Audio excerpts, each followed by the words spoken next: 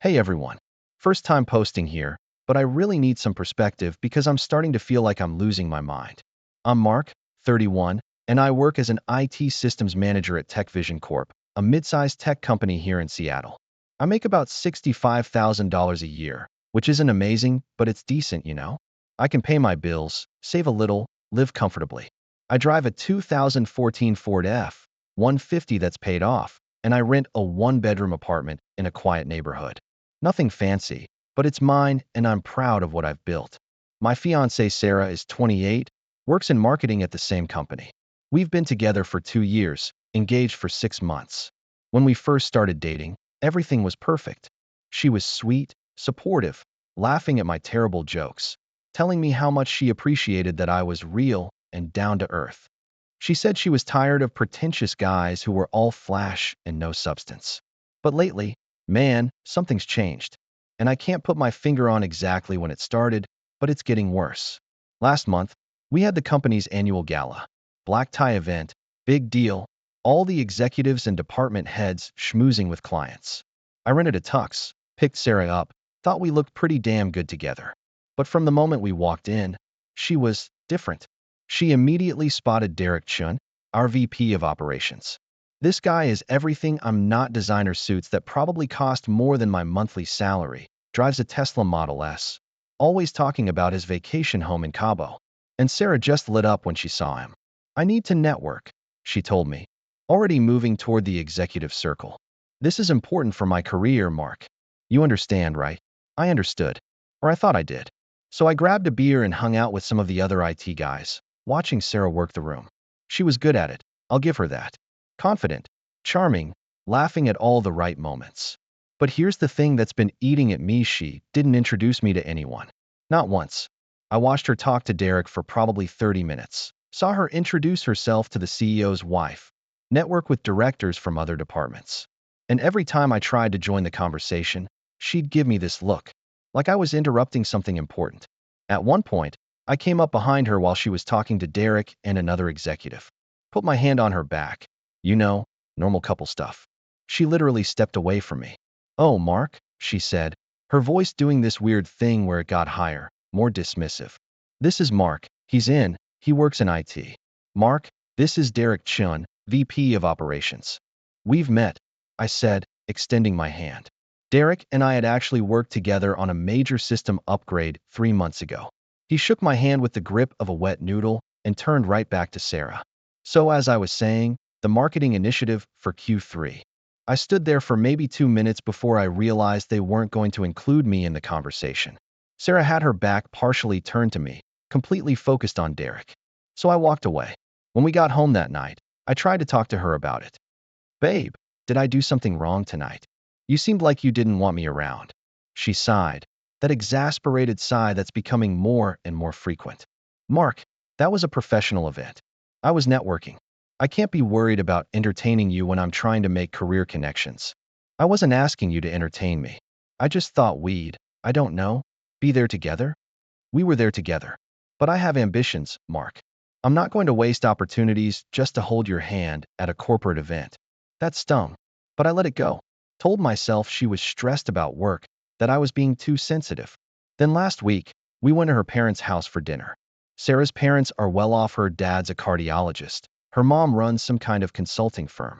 They live in this massive house in Bellevue with a view of the lake. I've always felt a little out of place there, but I tried. Her dad asked me about work, which was normal. But then Sarah interrupted. Dad, Mark's fine where he is. Not everyone needs to climb the corporate ladder. Some people are happy just maintaining things. Maintaining things. Like I'm a janitor or something. I'm a fucking systems manager. I oversee our entire server infrastructure, manage a team of 6 people, handle cybersecurity protocols. But she made it sound like I just fix printers all day. Her mom jumped in, trying to smooth things over. Well, stability is important too, Sarah. Not everyone can be a go-getter like you.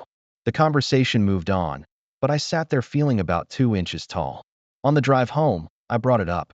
Why did you say that? About me just maintaining things. I didn't mean it like that. You're being too sensitive. Sarah, you made it sound like my job is meaningless. Oh my God, Mark. Can you not make everything about you? I was just talking to my parents. We rode the rest of the way in silence. Here's where it gets really weird. 3 days ago, I was working late in the server room, finishing up a security patch installation. Around 7 p.m., most people had gone home, but I heard voices from the conference room down the hall. Recognized Sarah's laugh immediately. I wasn't trying to eavesdrop, I swear. But the door was cracked open, and I heard Derek's voice. You're wasted in your current position, Sarah. With your skills, you should be director level within 2 years. You really think so? That was Sarah, using that same high, flirty voice from the gala. Absolutely. You've got the drive, the intelligence, the presence. You're going places. There was a pause, and then Sarah said something that made my stomach drop. It's nice to talk to someone who actually has ambition, who understands what it takes to succeed. I should have walked away. Instead, I stood there frozen, listening. That must be difficult, Derek said, his voice lower. Being with someone who doesn't share your vision. You have no idea. I left before I could hear any more. Went back to the server room, finished my work, and drove home. Sarah was already there when I arrived. Claimed she'd left work at 5:30. Didn't mention staying late. Didn't mention talking to Derek. That was 3 days ago, and I haven't confronted her about it. Part of me doesn't want to know. Part of me is terrified of what it might mean. But tonight, just an hour ago, we were watching TV and her phone buzzed on the coffee table. I wasn't trying to look, but I saw the notification preview. Derek Chen, can't stop thinking about our conversation earlier. You're remarkable. Sarah grabbed her phone so fast, she almost dropped it. Work stuff? She muttered, and took the phone into the bedroom. I'm sitting here now, on my couch, drinking a beer, and I feel like I'm watching my relationship disintegrate in slow motion.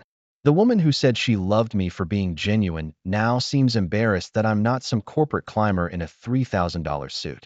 Am I overreacting? Is this just normal relationship stuff? Or is something seriously wrong here? Because I'm starting to feel like the guy she fell in love with 2 years ago isn't good enough for the person she's becoming. And I don't know what the fuck to do about it. Update. It's been 4 days since my last post, and things have gotten so much worse. I should have listened to all of you telling me to confront her. I should have trusted my gut. But I didn't, and now I'm dealing with something I never thought I'd have to face. Sarah's been coming home late. Not every night, but 2, 3 times a week. Always has an excuse: client dinner, late meeting, drinks with the marketing team. And here's the thing, I want to believe her. I want to be the trusting fiancé who doesn't question every little thing. But my instincts are screaming that something's wrong. She's different with her phone now. She used to leave it lying around. Didn't care if I saw her texts or emails. We never went through each other's phones because there was never a reason to. But now, she takes it everywhere. Bathroom, kitchen, even those 30 seconds when she goes to get the mail. It's always in her hand or her pocket. 2 nights ago, I tested something. We were watching a movie, and her phone was charging on the end table next to her. I got up to grab us some water, and when I came back, I sat on my side of the couch, the side closer to her phone. She immediately reached over, unplugged it, and moved it to her other side. Battery's full, she said, not looking at me. The thing is, it had only been charging for like 10 minutes. The battery icon was still red. Yesterday morning, I woke up before Sarah. She was in the shower, and her phone was on the nightstand. I'm not proud of what I did next, but I looked. The lock screen showed 3 text notifications from Derek Chen. I couldn't read the full messages, just the previews. Last night was incredible. I can't. When can I see you again? I need. You're all I can think about. This thing between us. My hand started shaking so bad, I almost dropped the phone. I heard the shower turn off and put it back exactly where it was, then pretended to be asleep. Sarah came out, got dressed quietly, grabbed her phone, and left for work early without even saying goodbye. I called in sick. Couldn't face going to the office. Couldn't face seeing her in the hallways, pretending everything was fine. I spent the whole day in my apartment, going through every interaction we'd had over the past month, looking for signs I'd missed. And holy shit, they were everywhere. The way she's been dressing for work lately, more expensive clothes, designer brands I know we can't afford on her salary. When I asked about it, she said she got a raise. But I checked our shared bank account. Yeah, we have one for joint expenses, wedding plan, Ning, that kind of thing, and there's no increase in her deposits. The new perfume she's been wearing.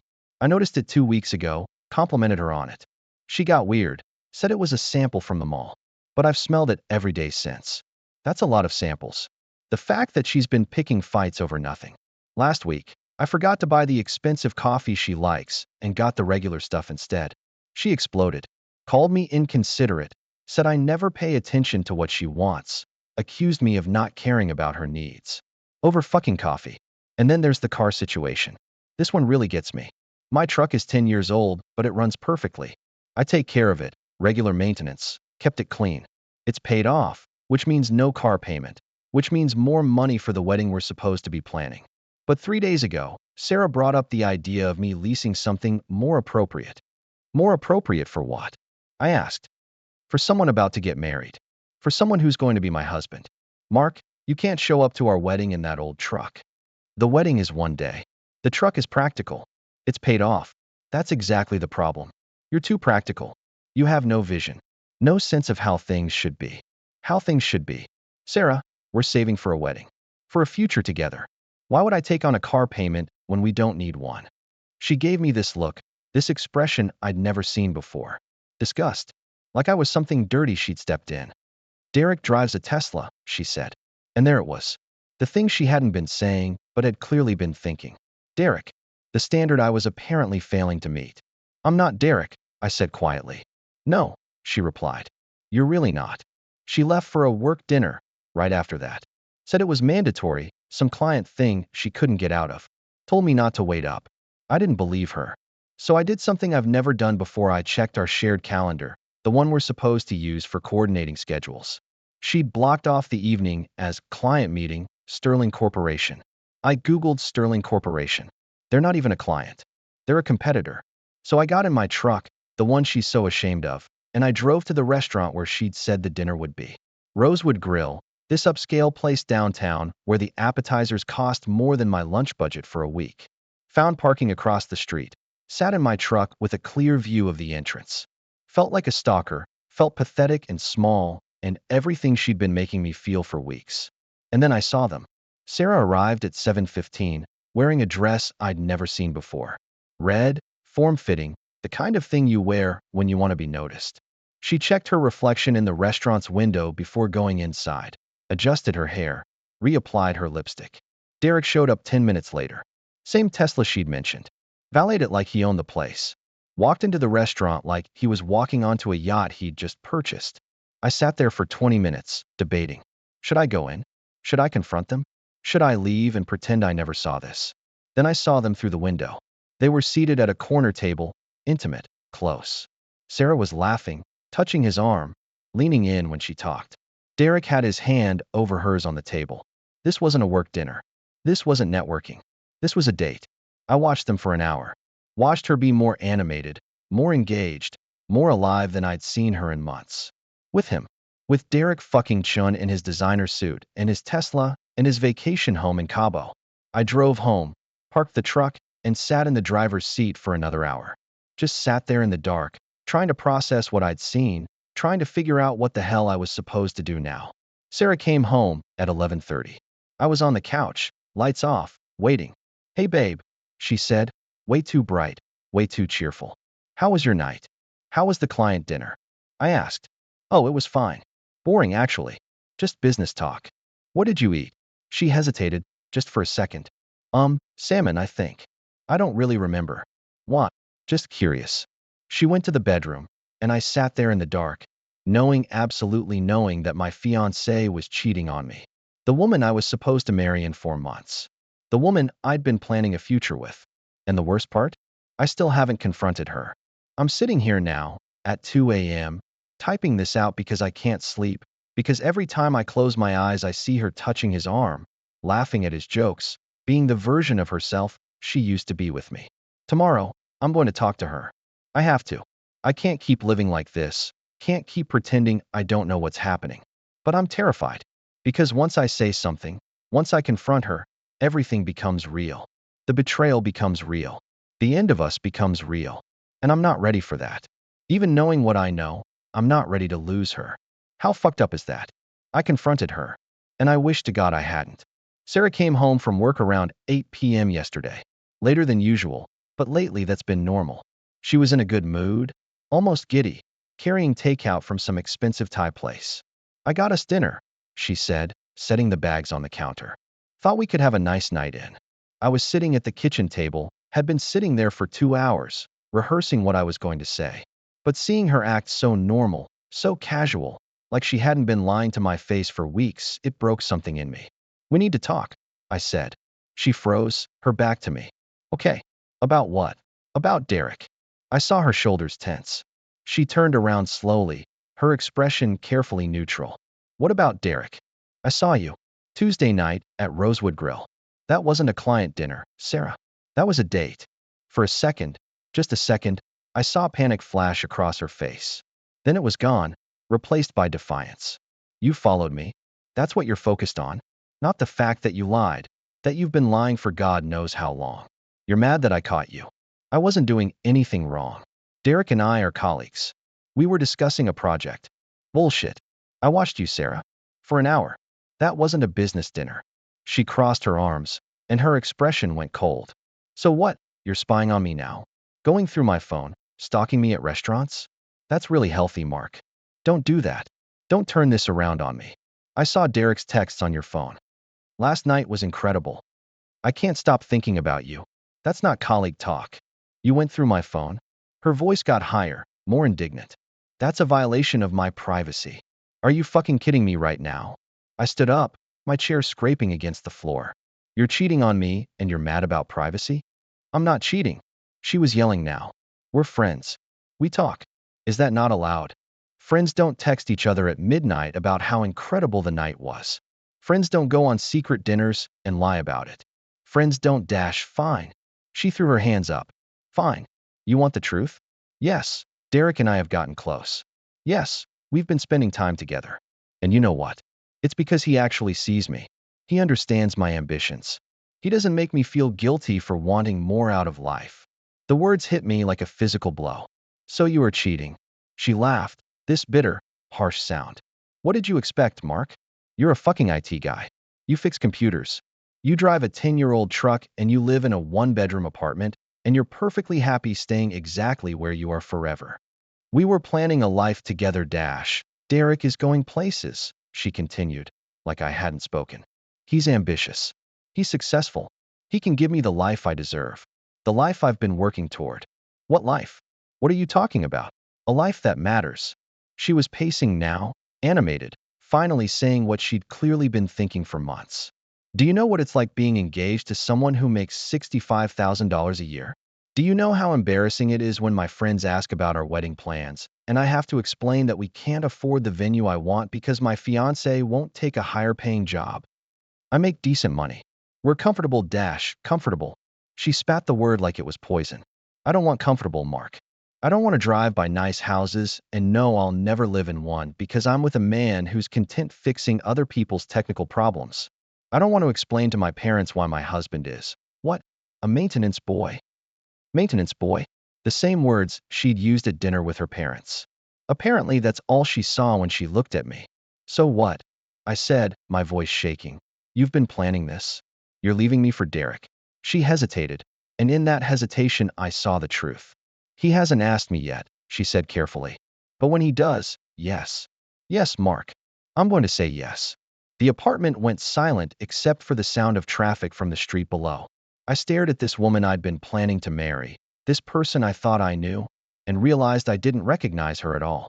Do you even hear yourself? I asked quietly. You're leaving me for a maybe. For the possibility that some guy might offer you what, a bigger paycheck? A better title? What happened to you? I grew up, she said. I realized what I want out of life. And I'm sorry, Mark, but you're not it. You're sweet and you're stable and you're safe, but that's not enough. I want someone who challenges me, who matches my ambition, who can give me the things I want. Like what? What could he possibly give you that I can't? She looked me right in the eye. Everything. The house in the right neighborhood. The car that doesn't embarrass me. The ability to travel without checking price tags. A partner who people respect when I introduce him. You should be grateful I stayed with you this long. I felt something break inside my chest. Not my heart that had already shattered. This was different. This was the death of every illusion I'd been holding on to. Get out, I said. Excuse me. Pack your things and get out. If I'm so fucking beneath you, if Derek is such an upgrade, go be with him. But you're not doing it from my apartment. She laughed again, that same cruel sound. Your apartment? Mark, This is MY apartment. You moved into MY place, remember? You're the one who needs to leave. She was right. 2 years ago, when we'd gotten serious, I'd moved into her apartment because it was bigger, nicer. She'd made more money then, had a better place. It was in her name. You're really going to throw me out? I'm not throwing you out. I'm asking you to respect that this is my space. If you're not comfortable with me seeing Derek, then maybe you should find somewhere else to stay. I stared at her, this stranger wearing my fiancé's face. You really are doing this, I said. You're really choosing him. I'm choosing myself, she said. I'm choosing the future I want. And I'm sorry you got hurt, but that's not my responsibility. You're a grown man, Mark. You'll figure it out. I went to the bedroom and started packing. Clothes, toiletries, my laptop, a few books. The essentials. Sarah followed me, leaning against the doorframe, watching. You're being dramatic, she said. We can still work together. Be civil. We're both adults. I kept packing, didn't trust myself to speak. And Mark? Don't think about making a scene at work. Derek's my boss. He has connections. If you try to cause problems, you'll be the one who suffers. I zipped up my duffel bag, looked at her one last time. I loved you, I said. I would have given you everything I had. Built a life with you. But you're right about one thing, you deserve Derek. You two are perfect for each other. I walked past her, grabbed my keys, and left. Got in my embarrassing 10-year-old truck and drove. I'm at a Motel 6 right now, writing this at 3 a.m. because I can't sleep. My phone has been buzzing nonstop. Text from Sarah, increasingly angry that I just left without resolving anything. A call from her mother asking what I did to upset Sarah so badly. Even a message from Sarah's friend Melissa saying I'm being unreasonable and should apologize. Apologize. For getting cheated on. For not being successful enough. For being hurt. But here's the thing I haven't told anyone, not even you guys. There's something Sarah doesn't know. Something I've kept private for 5 years, since my grandfather died. And in 3 days, at the annual shareholder meeting, she's going to find out exactly what kind of maintenance boy she's been engaged to. I should feel vindictive. I should feel angry.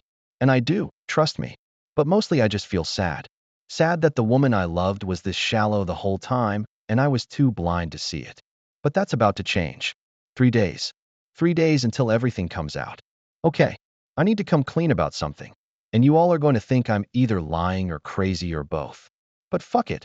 I've got nothing left to lose and I need to tell someone before this all goes down. My full name is Mark Patterson. And my grandfather was Robert Patterson. For those who don't know, and why would you? Robert Patterson founded Tech Vision Corporation 42 years ago. Started it in his garage with 2 other guys, building custom database solutions for small businesses. Grew it into a $400 million company before he died 5 years ago. When he died, I inherited his controlling stake in the company. 52% of all shares. I own Tech Vision. I am Tech Vision. And nobody knows. Well, that's not entirely true. The CEO knows Michael Torres. Good guy. We have coffee every few months. The board knows. The company's lawyers know. But the regular employees? The people I work with every day? They have no idea that the guy fixing their computer issues and managing their server security is also the guy who could fire every single one of them with a phone call. You're probably wondering why the hell I've been living like this. Working an IT job for $65,000 when I could be sitting on a yacht somewhere. Let me explain. When my grandfather died, I was 26 years old, fresh out of college, working my first real job at a different tech company. I was good at it, loved the work, loved the problem solving and the building of systems. I was just a regular guy living a regular life. Then the lawyers called, told me about the inheritance, the shares, the voting rights, the responsibility. My grandfather had structured everything very specifically. The shares would go to me, but with conditions. I had to work at the company for at least 5 years before I could sell them or step into any executive role. He wanted me to understand the business from the ground up, to know what it was like to be a regular employee before I ever had any real power. So I took the job in IT. Started as a junior technician, worked my way up to systems manager. Learned every aspect of how the company operates. And somewhere along the way, I fell in love with the work, with the simplicity of it, with being valued for my skills, not my last name or my bank account. I also decided something important.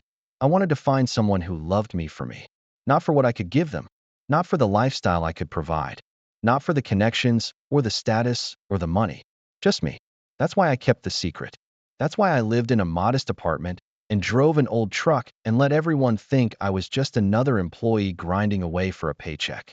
I wanted to know what it felt like to be normal, to find authentic connection. And I thought I'd found it with Sarah. God, I was such a fucking idiot. When we first started dating, I was actually happy that she made more than me. She had her own career, her own money, her own ambitions. She didn't need me for financial security. I thought that meant she actually wanted me for who I was. I was planning to tell her after the wedding. Had this whole thing worked out, we'd get married, go on our honeymoon, and when we got back, I was going to bring her to a special board meeting where they'd formally introduce her as my wife and explain the whole situation. I wanted to see her face when she realized that we could have everything she dreamed of. The house, the travel, the security. That I could give her all of it, happily, joyfully, because she'd chosen me first. Instead, she chose Derek fucking Chen. So here's what I've been doing for the past 3 days. Holed up in this motel room. I've been going through Derek's employment records. As majority shareholder, I have access to everything. And holy shit, the stuff I've found. Derek Chen has been systematically defrauding the company for 18 months. Expense reports for client dinners that never happened. Trips charged to the corporate card that had nothing to do with business. That Tesla he drives? Leased through the company as a business necessity, even though we provide company cars for executives who need them. Total fraudulent expenses, $340,000. Over a year and a half. But that's not even the worst part. Derek has had 3 sexual harassment complaints filed against him in the past 2 years. 3 different women, all employees, all buried by HR with settlements and NDAs. The board knows about it, they approve the settlements, but they've been hesitant to do anything because Derek brings in big contracts. Except he doesn't. I pulled the sales numbers. Derek's department has been underperforming for 18 consecutive months. Missing targets, losing clients, failing every benchmark. But he's been doctoring the reports he presents to the board, making it look like he's crushing it. The guy is a fraud, a harasser, an incompetent executive who's been coasting on charm and manipulated numbers. And in 3 days, at the annual shareholder meeting, I'm going to expose all of it. I called Michael Torres, our CEO, yesterday. He came to the motel to meet with me, which felt surreal. Here's this guy who runs a $400 million company, sitting in a Motel 6 room drinking coffee from a styrofoam cup. Mark, he said, the board has been wanting to replace Derek for months. We just needed shareholder approval, and we didn't want to bring it to you unless we had to. Consider this me bringing it to you, I said. I want him gone, and I want Sarah transferred. Michael raised an eyebrow. Sarah from marketing? What's her connection to this? I told him everything. About the affair, the lies, the way she'd talked about me. The way she'd chosen Derek because he represented everything I supposedly wasn't. Michael winced. Jesus, Mark. I'm sorry. I had no idea. Nobody did. That was the point. But I'm done hiding. The shareholder meeting is Thursday. I want to make a formal motion to terminate Derek for cause. Fraud, harassment, incompetence. All of it. You'll have the board's full support, Michael said. We've been documenting everything, waiting for the right moment. This is it. And Sarah? Where do you want her? I thought about it. I could fire her. Could make her life difficult. But that felt petty, and I didn't want to be that guy. Transfer her to the Denver office. Effective immediately after the meeting. Same role, same pay. But I don't want to see her in this building ever again. Michael nodded. Done. After he left, I sat in that motel room and felt something I hadn't felt in days. Power. Not the vindictive kind, but the kind that comes from knowing you're about to set things right. Then my phone buzzed. Text from Sarah. Hope you found a place to stay. Derek's taking me to the Bahamas next week. Try not to be too pathetic about this. He Bahamas. On Derek's dime, which is actually the company's dime, which is actually partially my dime. I smiled. Genuinely smiled for the first time in days. Have fun, I texted back. You deserve it. She didn't respond, probably confused by my lack of anger. Thursday. The shareholder meeting is Thursday at 10 a.m. The whole company will be there. It's one of those mandatory all-hands things where they announce quarterly results, new initiatives, that kind of thing. Sarah will be there. Derek will be there. Everyone who's ever looked past me or dismissed me or thought I was just some IT guy will be there. And they're all going to see exactly who I am. I'm not doing this for revenge. Or maybe I am, a little. But mostly, I'm doing it because it's right. Derek shouldn't be in a position of power. Sarah should have to live with the consequences of her choices. And I should stop hiding who I am because I'm afraid of people's motives. 3 days. I can't wait. It's done. Holy shit, it's actually done. I'm sitting in my truck in the TechVision parking lot, hands still shaking, trying to process what just happened. The shareholder meeting was an hour ago, and the company is in absolute chaos. But let me back up and tell you everything. This morning, I woke up at 5 a.m. in the motel room. Couldn't sleep anyway. I bought a suit earlier this week, nothing crazy expensive, but nice. Brooks Brothers, charcoal gray, fit properly. The kind of thing the CEO wears, not the IT guy. I got to the office at 9:30. The shareholder meeting was set for 10 in the main auditorium. This is the big annual meeting where they announce quarterly earnings, introduce new executives, talk about the company vision. Usually about 200 employees attend, plus the board members and major shareholders. I walked in wearing the suit and immediately felt everyone's eyes on me. Confused looks. Mark from IT cleans up nice, I guess. I headed straight for the shareholders section, special reserved seating in the front rows. The security guard at that section looked at me like I was lost. Sir, this section is reserved for shareholders. I finished. I know. I showed him my shareholder ID badge, the one I've never used before. His eyes went wide. Oh, right this way, Mr. Patterson. I sat in the third row, right in the middle. Perfect view of the stage where Michael Torres and the executive team were setting up. Perfect view of the employee section where Sarah was sitting with the marketing department. She saw me almost immediately. I watched her do a double take, confusion crossing her face. She pulled out her phone and texted me. Why are you here? This is for important people. I didn't respond. Just put my phone on silent and waited. Derek arrived 5 minutes later, all swagger and expensive cologne. Armani suit, Rolex, that stupid Tesla key fob hanging from his finger like a status symbol. He saw Sarah and gave her a little wave before heading to the executive section on stage. At exactly 10 a.m., Michael Torres stepped up to the podium. Good morning, everyone. Thank you for joining us for TechVision's annual shareholder meeting and company address. We have a lot to cover today, but before we get into quarterly results, we have some important business to address. He paused, looked directly at me, and nodded. This was it. I stood up. The auditorium went quiet. 200 people watching the IT guy stand up in the shareholder section like he belonged there. For those who don't know me, I said, my voice carrying across the room, my name is Mark Patterson.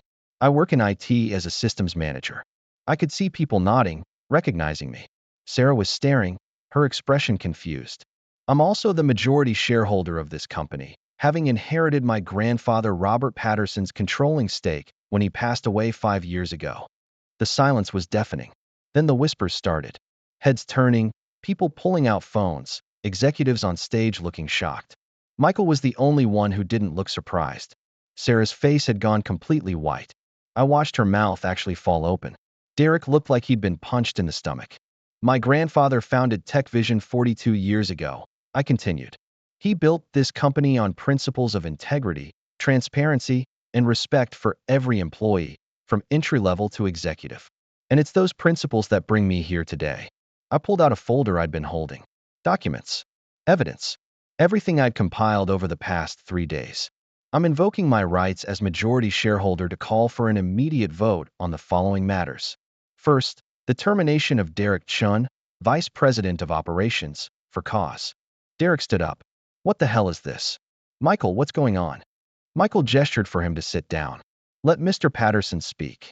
Mr. Chen has engaged in systematic fraud against this company, I said, my voice steady. Over the past 18 months, he has submitted fraudulent expense reports totaling $340,000. Dinners that never happened. Trips that had no business purpose. Personal expenses charged to corporate cards. I could see Derek's face turning red, his hands gripping the armrests of his chair. Additionally, Mr. Chen has had 3 separate sexual harassment complaints filed against him by female employees. 3 settlements paid by the company. 3 NDAs signed to keep these incidents quiet. Gasps rippled through the auditorium. I saw several women nodding, their expressions grim. They knew. Of course they knew. Finally, Mr. Chen's department has failed to meet performance benchmarks for 18 consecutive months. He has been doctoring reports to the board, misrepresenting sales figures, and actively concealing his department's failures. I looked at Derek. You're a fraud. You've been stealing from this company, harassing its employees, and lying to the people who trusted you with leadership. Derek was on his feet now. This is bullshit. Michael, you can't let him dash. Sit down, Derek, Michael said quietly. Mr. Patterson has the floor. I moved to terminate Derek Chen's employment effective immediately, I said. All in favor. The board members raised their hands immediately. All 7 of them. They've been waiting for this. Motion carries, Michael said. Derek, security will escort you out. You have 1 hour to collect your personal belongings before your access is revoked. 2 security guards appeared from the side of the auditorium. Derek looked around wildly, like he was expecting someone to save him. His eyes landed on Sarah. Sarah, he said desperately. Tell them this is crazy. Tell them dash. But Sarah was frozen, staring at me like she'd never seen me before. The guards escorted Derek out. The whole room watched in silence as the VP, who'd been so confident, so arrogant, was walked out like a criminal. When the doors closed behind him, I turned back to the room. There's one more matter, I said. Sarah Brennan, marketing manager. Effective next Monday, you're being transferred to our Denver office. Same position, same salary. This is not a termination or a demotion. Consider it a geographic reassignment. Sarah stood up, her voice shaking. You can't do this. Mark, you can't dash. I can, I said simply. And I am. Denver is a great office. You'll do well there. She looked around the room, at all the faces staring at her, and I saw the exact moment she realized what had happened. What she'd done, who she'd chosen over me. She grabbed her bag and ran out of the auditorium. Michael returned to the podium. Thank you, Mr. Patterson. Now, let's move on to quarterly results. I sat back down, my heart pounding, my hands shaking. I'd done it. Actually fucking done it. The meeting continued for another hour. Quarterly results, new initiatives, the usual corporate stuff. But I barely heard any of it. I kept replaying the looks on their faces. Derek's shock and rage. Sarah's horror and disbelief. When the meeting finally ended, people started approaching me. Some to congratulate me, some to introduce themselves properly, some just to stare at the IT guy who'd turn out to be their boss. Kevin from the IT department came up, grinning. Dude, what the actual fuck? You've been sitting next to me for 3 years, and you're secretly running the company. Not running it, I said. Just owning it. That's the most badass thing I've ever seen. Derek's face when you started listing his shit? Priceless. Michael Torres pulled me aside as the crowd dispersed. That took courage, Mark. Your grandfather would be proud. Thanks. I couldn't let it continue. Derek was poison. Sarah was. I trailed off. Sarah made her choice, Michael said. And now she has to live with it. Denver's a good office. She'll land on her feet. But she won't be your problem anymore. I nodded, feeling something loosen in my chest. Relief, maybe. Or closure. What now? Michael asked. You want to take a more active role in the company? Join the board officially? Maybe, I said. But not yet. I still like what I do. I like being in IT, solving problems, building systems. I'm just going to do it as myself now.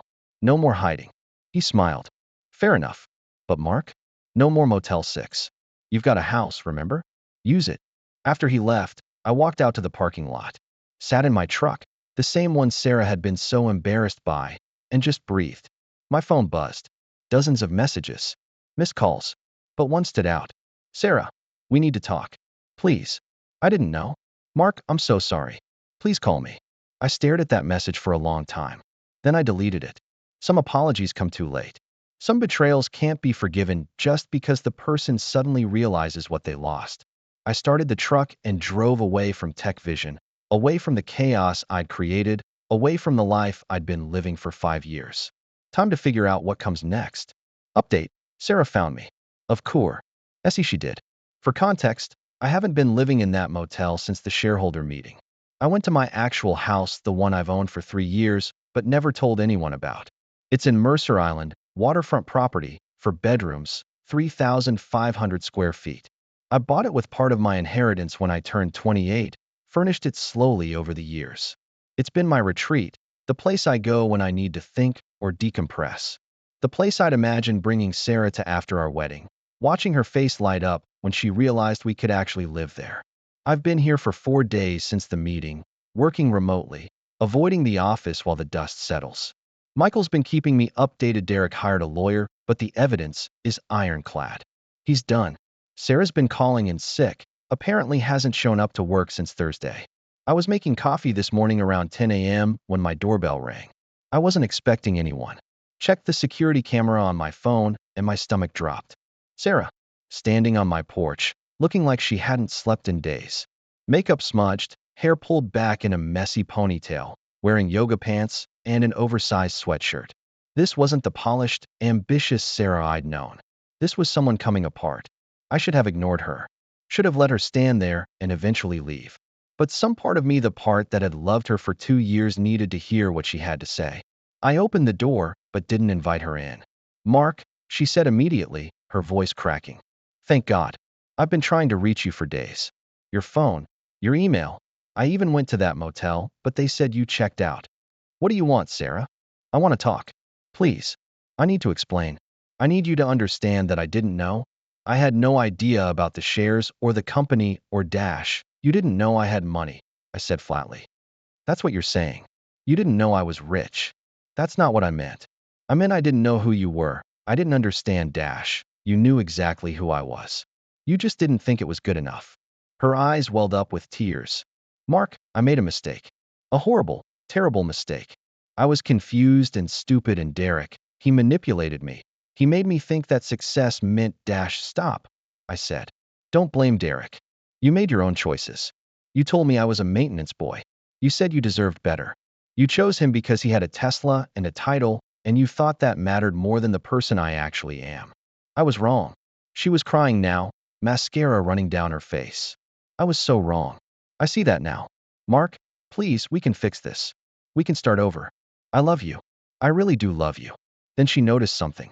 Her gaze shifted past me, into the house. The marble entryway, the vaulted ceilings, the chandelier, the view of Lake Washington through the floor-to-ceiling windows. Her expression changed. Tears stopped. Eyes sharpened. You live here? She stepped forward, trying to see more. Mark, this house is, how did you? And there it was.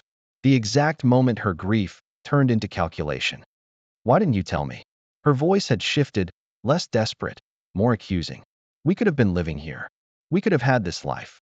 All this time, you had this house, this money, and you let me think we were struggling. We weren't struggling, I said. You were just ashamed of what you thought I was. But Mark, if I'd known, I never would have. We could have been so happy here. We could have had everything I dreamed about. You mean everything you dreamed about having? I corrected. Not everything you dreamed about being. She wasn't listening. She was already planning. I could see it in her eyes. Mark, listen. I know I messed up. But we can fix this. You can forgive me. We can get married like we planned, move into this house, start our life together. The real life we should have had. The real life where you love me for my bank account instead of my job title. That's not fair. I'm trying to apologize. I'm trying to make this right. I took a breath. This was it. The moment I'd been both dreading and anticipating. Sarah, do you remember that house you showed me? The one on Riverside Drive. Her eyes lit up. The dream house. The one with the view and the chef's kitchen? Mark, yes. If you can afford this place, we could Dash. I bought it, I said. 6 months ago. She actually gasped. Put her hand to her mouth, like she'd won the lottery. You bought it? Mark, that's... Oh my God, that's incredible. When can we move in? We need to start planning. We need to Dash. I bought it as a surprise wedding gift for you. I continued. I was going to take you there after our honeymoon. Show you that we could have everything you wanted. That I could give you the life you dreamed of. She was nodding eagerly, tears starting again, but happy ones this time.